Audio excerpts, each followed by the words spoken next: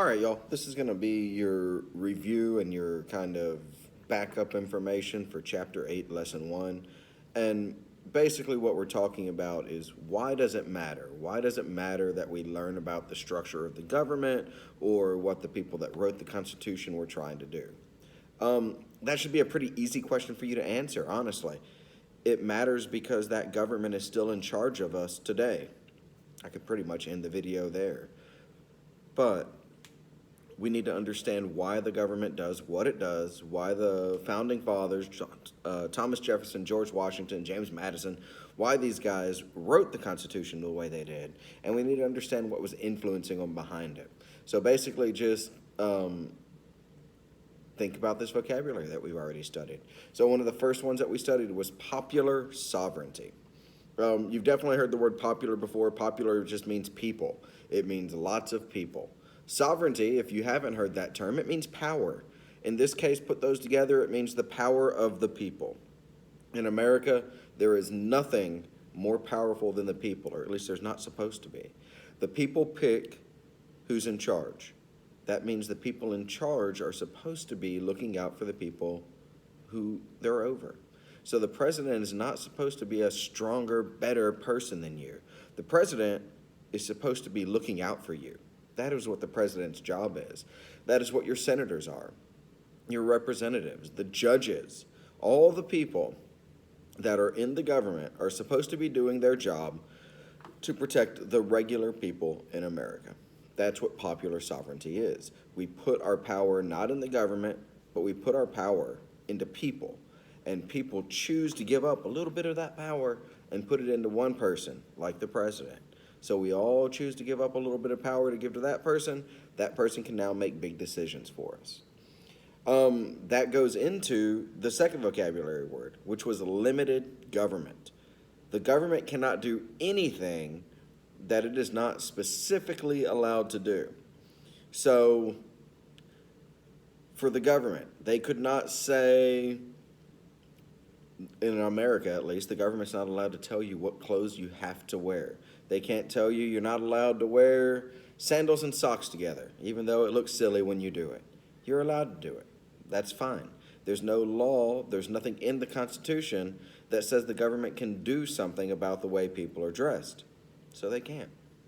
There are lots of laws and rules in the Constitution that are stretched to cover things. So the government is told that they have to make sure that the people in their country are healthy and taken care of. That's how they stretch things like insurance. That's how they make the rules like you've got to have car insurance or health insurance. They stretch that rule and they use it to cover people. Now, there's an idea called federalism that you looked up, and a lot of you had trouble with this one, but here's the general idea. It's sharing power. It's sharing power between something that's high and something that's low. In America, it's pretty easy to think of federalism as the national government, which is in Washington, D.C., and then the state governments, which here in Arkansas is in Little Rock. So they share power. There are powers that they both have called concurrent powers, that meaning they both can do it, like taxes. There are powers that are enumerated. Enumerated powers are listed. That's what enumerated means, numbered.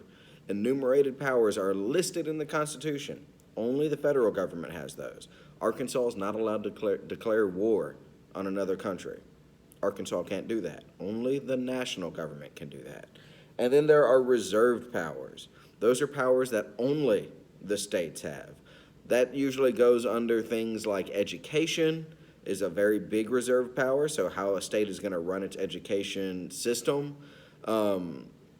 So reserved powers are states only. So one more time, concurrent, they both get it.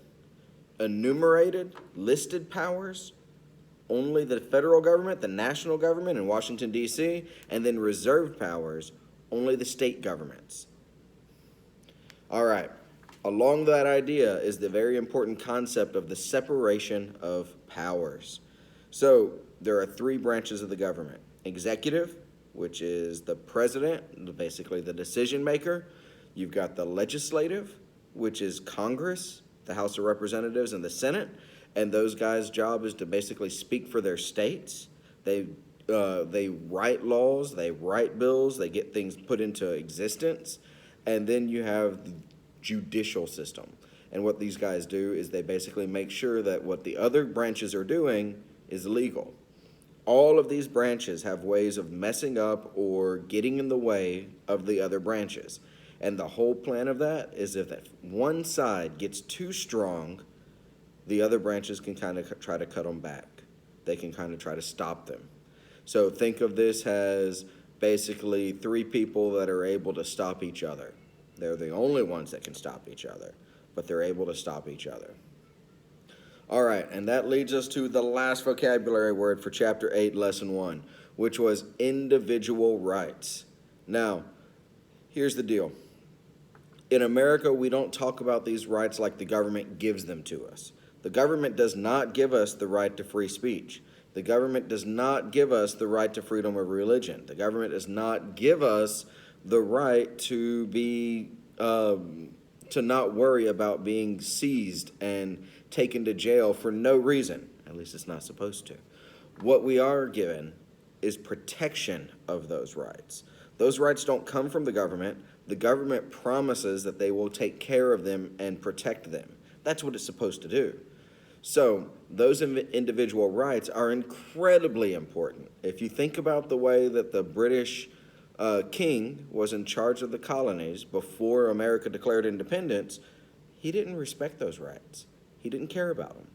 And so what these founding fathers did, even if they messed up sometimes in the way they did it, was they said, the only way we can have a country that is better, that is good, that is strong, and that everybody wants to be a part of, is if we find a way to guarantee that people can have these rights, that people can be equal.